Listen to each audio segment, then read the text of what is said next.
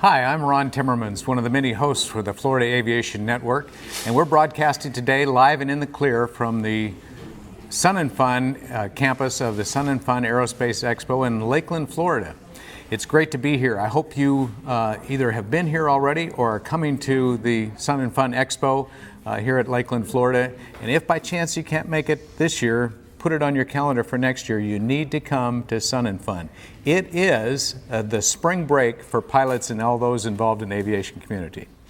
You know, I think it was just a day or so ago that I woke up one morning and I said to my wife, wouldn't it be great if we could go out to our garage, raise the door, pull our vehicle out, drive to the airport, transform that vehicle into an airplane, fly off to a destination somewhere, have lunch, and as we land, transform it back into a car again, drive to lunch, come back to the airport, repeat the process in the opposite direction, bringing our airplane car, our flying car, back into our garage at home at night.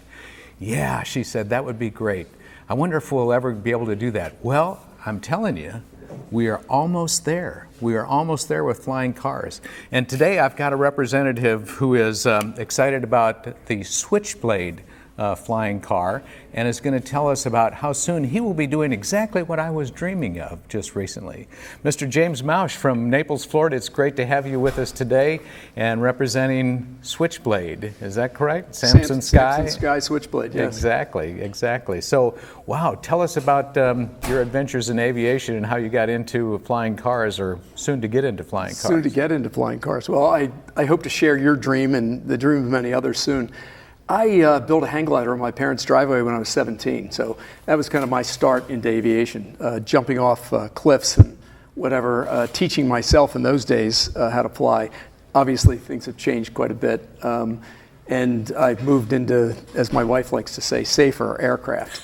But that was my path. I'm a private pilot, instrument rated, and looking forward to the day that I can pull out of my garage in my flying car, drive to the airport, as you say, and head out on a business trip, 500 miles, and land at the other airport and drive to my hotel with my bags still in the back of my car. Wow. Not somebody else's, yeah. Indeed. So you'll be your own Uber then, won't you, when you get to the new airport? That's one way of looking at it, yeah. Yeah. Yep. Well, that's great. So we talk about this as something, in the future. Is it distant in the future, or are we going to have this available to us real soon, do you think? I think much sooner. It's very interesting what happened. We just went through, obviously, as everybody experienced, a large pandemic. In the midst of that, we had some of the greatest progress, very accelerated progress in the world of flying cars. Really? Flying cars are often split up into two things, the eVTOLs and then what I call the real flying cars, which is a roadable aircraft, a car that drives like a car on the road and flies like a normal airplane. Kind of thing, which is what the Switchblade is. And we also have made a lot of progress with this. We are looking forward to our first flight test this summer. And once that happens, of course, that accelerates the entire process. And then we'll be into production next year. Wow. So testing this summer. How long is the overall process of design and pre-production and prior testing taken? Yeah. Has it just been a few years, or has it been a long time coming? It's been a long time coming. It's interesting. I did a presentation here on Tuesday about flying cars, and one of the slides we show, we kind of line up the usual suspects in the flying car arena, the roadable flying car arena, and the average for all of the folks that are out there taking a swing at this is about 10 years from design to prototype, not production. None of these are in production right now. But about 10 years design to prototype.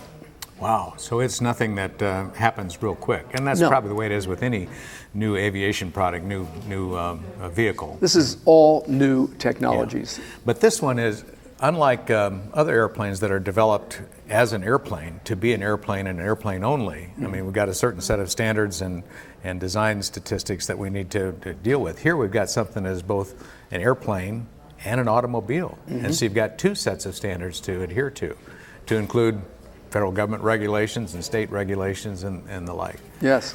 And so I think there was a breakthrough here a few months ago, I heard, with the state of New Hampshire as far as advancing the product that you have here as a road vehicle. Well, New Hampshire passed what's commonly referred to now as the Jetsons Law, which is kind of interesting, which is a unique law that enables flying cars to be registered in the state, both for the road and to drive to airports or wherever actually, as flying cars. New Hampshire had based in the state at one, unfortunately, as late as last year, but that vehicle has now moved on, unfortunately. But they had a potential manufacturing facility there. So but all of the flying car companies came together, Samson, Sky, with a couple of others, and worked with the New Hampshire legislature and got that law passed. Wow. Yeah. Wow. It's And great. so the passage of this law allows what now? It really allows, for the most part, the core of it is, it allows for the registration of flying car vehicles to operate on the roads of New Hampshire and the air. A similar law, almost identical actually, has been introduced in the Illinois legislature since then. So we expect this will be something that develops. So will we need a similar law in every state in order to be able to use these flying cars as automobiles on the roads? That's a good question. Actually, no. The basics are, as a road vehicle, depends on how it's configured. The Samson switchblade is a three-wheeled vehicle and treated in most states as a motorcycle or autocycle, as they call it. So very little requirements to that. You register it as a motorcycle, you need a driver's license to operate it, but that's it. In the air, again, the Samson switchblade is an experimental amateur-built aircraft, and of course, as most of your audience knows, I'm sure, the regulations for that, you could build one of these in your garage. In our case, you'll build it at one of our builder assist centers, but it will have an airworthiness certificate based on an experimental amateur built. Interesting. So let me back up just a little bit. So Please. Samson Sky is the name of the corporation that is developing Correct. the whole project. The actual vehicle is called The switchblade. the Switchblade, and it's a rather unique name. Yeah. When you think of switchblade, that connotes a knife where the blade comes out or Yes. snaps out and the like. Yes. Is there some tie to the actual flying vehicle? That's a good question. Yes, the design, I mean, imagine this is a single vehicle that is both a vehicle on the road, roadable vehicle, and an aircraft, a winged aircraft with a tail section. How does that all work? Well, there's two wings that are out like this. When you're on the ground, the wings fold forward underneath the car, and two clamshell doors come up around the wings, hence the switchblade concept. So imagine I'm sitting in the car and these wings are coming in, that's the switchblade, if you will. Yeah. And so what propels it on the ground? Transmission from the engine to the transmitting power to the wheels? So we have developed, Sam Boesfield, who's our inventor here and the founder of the company, developed a patented hybrid drive system for this car. It's called skybridge. And the skybridge system we've got an internal combustion engine, a 3-cylinder now for production, internal combustion engine, that will power a generator, which itself powers electric motors to the wheels. It will also power an electric motor to the prop. So you'll get electric drive at the wheels and electric drive at the prop. And I don't know if we have the time, I can talk about what the unique advantages are to skybridge for an aircraft. skybridge takeoff on hybrid. That's right, takeoff Okay. on hybrid, That's precisely. Good. That's good. Yeah. Well, accompanying our interview today will be some videos that will be available to some of us where we will actually see the transformation of the roadable vehicle to the skyborne Excellent. vehicle, Okay. the switchblade, and where the blades come out and the like. If you don't get to see it on this particular video, you'll see it at their website. I think this video is available there, so you can get Yes. an idea. So a three-cylinder engine, which Yes. is kind of interesting, powers a generator, and the generator then provides power for the electric motors to have it transport you around when it's on the road. Yes. And that same generator then also generates power for an electric motor turning a propeller. Correct. That would be the thrust for when the airplane becomes airborne. Yes. Wow, wonderful. And one of the more interesting aspects of skybridge itself and why it is unique to aircraft and a patented item is because the electric wheels will actually drive you to rotation speed on the runway, which means you'll get to rotation faster. So you'll have both the wheels and the prop driving you to rotation. And then when you take off, of course, the electric wheels drops out and you'll just be propelled by the prop. On landing, which is really unique, you'll land, the wheels will become regenerative brakes. If you're familiar with that in a standard electric car, they will generate power to the prop, reversing the prop on landing. Wow. So you'll get the effect of a reverse thruster on landing from this ducted prop in the back, meaning that it will slow you down. So skybridge basically gets you to rotation speed faster and also on landing slows you much faster. So there's a particular category of aircraft that we often refer to as pilots as STOLs, S-T-O-L, for short takeoff and landing. Yes. Is this going to be one of those, a STOL aircraft? Not really. It's interesting you say that. There was some guys out practicing here the other day, and I think, at least to my eye, it was about 25 feet on liftoff from those things. We won't hit those standards, but Of course not. The skybridge is really designed from a safety perspective. I mean, we all know, pilots that is, when you take off, you're always watching the end of the runway, right? You know where your mark is, you know where you must rotate, safe to get off safely. Or abort the takeoff. Or abort the takeoff, that's right. So skybridge on takeoff then will get you to that mark quicker with more confidence. And same thing for pilots. Every time you land, the first thing is, am I standing on the brakes? What am I doing to get to my turnoff? So skybridge, that reverse thruster effect will slow the vehicle down, make your turn. The tower is going to like these vehicles a lot, I think. I'm sure. Yeah. I'm sure. And they're also probably going to be saying in the tower, "Hey, look at that." Yeah. I'm sure you'll make the mark the first time that these airplanes fly into any particular airport, whether Yes. it's towered or non-towered. Well, we've learned a little bit about the technology, and it's fascinating. There's some unique things about the airplane, the hybrid electric, or skybridge as you're calling it, electric drive for the wheels and the propeller, how it changes, the switchblade action of the wings out and back. It's going to fly like a normal airplane, though, isn't it? It will fly exactly like a normal airplane. It's a GA aircraft, 200 mile an hour max. 200 mile an hour. 200 mile an hour. This is on the road or in the air? Airspeed. Airspeed, that's right, airspeed. 125 miles an hour on the ground. Really? Yes. My goodness. Yeah. Now, your testing so far has had it up to what speed? Rotation speed or We've beyond? had it to rotation speed, yes. Okay, and that's roughly what? Rotation speed is in the 80s, Okay. I'll say, right on the test vehicle. And of course, that'll change a little We're bit. talking but miles per hour, not knots. Miles per hour, yes. Okay, good. Thank you. And then finally, something that pilots are, of course, going to be interested in, that is the cost. Do we have a projected cost for the vehicle? We do.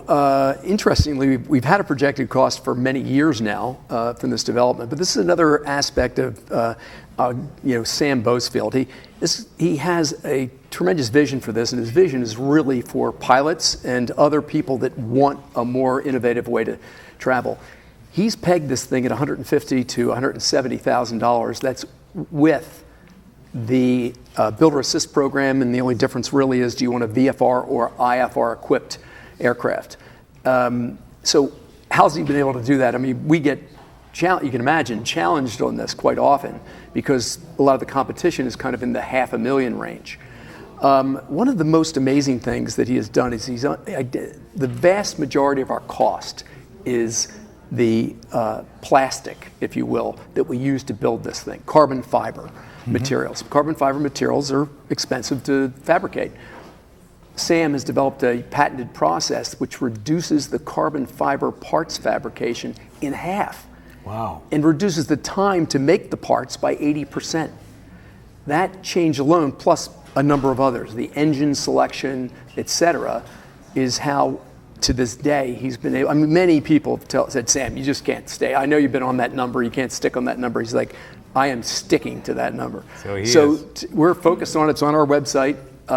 He's focused on it. So it's going to be quite an aircraft. Indeed it will. Quite a car. Indeed it will. And when I spoke with Sam several months ago, he talked about the reason he moved, one of the reasons he moved the operation from Southern California to Oregon was to be in the heart of the area that works with composites, so that he'd have the technical expertise there and the like. And so, yeah, it's a composite aircraft, lightweight and light in price, which is great for pilots, of course. Now, you had an engine change recently. You were talking about the generator and the like. Tell us about the engine change. This is kind of, I don't know, is this normal in the aircraft design and production that you have an engine change? I think it is in the design and production, particularly as you're prototyping a vehicle like this. So originally, Sam had identified a wonderful engine. It was a V4 that was built clean sheet design by Modus, which is an American motorcycle company. It's like the back end of a Corvette V8. It was this gorgeous engine. And we had been working with this for years, built a lot of hardware around it to adapt it, obviously, to the Switchblade. And Modus, unfortunately, left the stage. They went out of business. And so we were notified about that. We had obviously a good partnership with them at the time. And at the same time, we had sourced another engine. And when this happened with Modus, we selected a new engine for production, but kind of continued with the Modus for testing. And then we ran into issues with the testing engine and decided, we know what our production engine is, this new 3-cylinder, rated at 300 horsepower. There's thousands of them out there in the world, been out there for 7 years kind of thing. So we decided to switch in midstream, I will say, on testing, which is a tough one. We had to fabricate about 200 plus new parts for this. Fit with the new engine. With the new engine, yeah. So we just got the last of the new parts in a couple weeks ago, and we're off to the races again on the flight testing. Great. And you're thinking the flight testing is going to happen perhaps this summer? Yes. Okay. And then this the hybrid drive system, or the skybridge as you call it. Now that's this engine you're talking about. Correct. Turning a generator? Correct. The new engine, the new 3-cylinder spinning a generator, which gives us a lot of flexibility, even for engines. I mean, if in the future we identify, I mean, even if we're not quite ready for a full electric, which we would love to do, we could move any other engine into it. That's skybridge gives us that flexibility with the engine. It will adapt to almost any engine. Wow. That suits the aircraft. Good. Yeah, it is good. Innovation, for sure. So you mentioned about these are going to be kit-built airplanes. Correct. And so do I order the parts and bring them to my garage, or is there a place I can go build them? You will go to a place to build them. We will have build centers that we've identified right now 3 areas around the country that we're looking at or exploring right now. And so your kit, packaged up in a crate, would be shipped to that build center. You'd show up at the build center, and our goal is in 3 weeks, you'd drive/fly out. Wow. Yeah. Wow. That is some kind of excitement. It's really great. We're so excited. 3 weeks from out of the box to out of the box, in the cockpit and flying. Yes. That's just amazing. Any idea where these 3 build centers will be, or is that still super secret? Well, I'll say it's a little bit of super secret, but we are working on places that are close to our hearts here in Florida. Okay, good. Yeah. So maybe I'll see you at a build center. I'm sure you're going to be building yours, right? Absolutely. Well, that's great. Yeah, I'll look forward to that. Yeah, and James is from Naples, so he won't be too far away from me in Orlando. So whether the build center is there or Orlando or somewhere in between or somewhere nearby, I'll come visit you. That'll be good. That'll be good. All right, so we've covered a lot of things about this Switchblade. It's just amazing. You had said earlier that safety has been fundamental to the design and certainly in the production, I'm sure, as well. But what can we expect for safety features in the airplane, other than seat belts and shoulder harnesses, which you would expect? Sure. So I'll start with the carbon fiber body, if you will, frame and body. Many of the panels, door panels, for example, have been built to almost automobile standards, even though this is not regulated that way. The aircraft will have a full airframe parachute, standard equipment. So that obviously that's become, I feel, in the industry these days, a standard. So those kind of things. The wings and tail section, the tail section is quite a large piece of equipment, but all of that, as I explained earlier, you've got the wings that fold underneath and clamshell doors up around it. The entire tail section kind of draws back into the ground vehicle and is literally inside the bumper, if you will, in the back of the car while you drive it on the ground. And it will, if you can imagine this, also protecting that shrouded propeller in there. So a lot of safety has been built in from that perspective. Yeah, I remember Sam telling me when I was interviewing, he said, yeah, I've got to protect that tail structure, because what if you're driving along on the road and somebody rear ends you and you wouldn't be able to use the airplane to get back home, the airplane part of it again. So yeah, all that has been thought about it. And then interior features and the like. And it'll one model will be available for instrument flight. Correct. Wow, that's great. So that's VFR great. Right now, the basic differences are a VFR model versus an IFR equipped. And that's the 150 to 175 range in price. Right. That's incredible. That's just absolutely incredible. Well, that's great. And so production test flight this summer probably? Yes. And then kits starting to be built in the fall, or? Well, we'll start to build out production. So as I mentioned to you a little earlier, this obviously is a big undertaking to build a production facility or facilities for this. It's a car and an aircraft. So we will be raising funds this summer to fund that production facility and expect to begin the construction of that facility in the next year. I mean, ideally, we'd start first of next year if we get the funds. Yep. Okay, all right. Well, let's see. You obviously drive cars. You're probably interested in aviation and flying airplanes. Soon, you'll be able to do both in one vehicle, the flying car. In this case, the Samsung Switchblade. What an interesting vehicle. What an interesting production history that we've just learned about from James Mauch, our friend from Naples, Florida. He's on the board of directors for Samson Sky, and he will soon be one of the first pilots to receive his kit, and perhaps 3 weeks later fly away in his new Switchblade. What a great thing. So it's looking great for all of us. Their skybridge system, the low price, the inroads they're making with various states for changing the rules and the regulations to allow flying cars.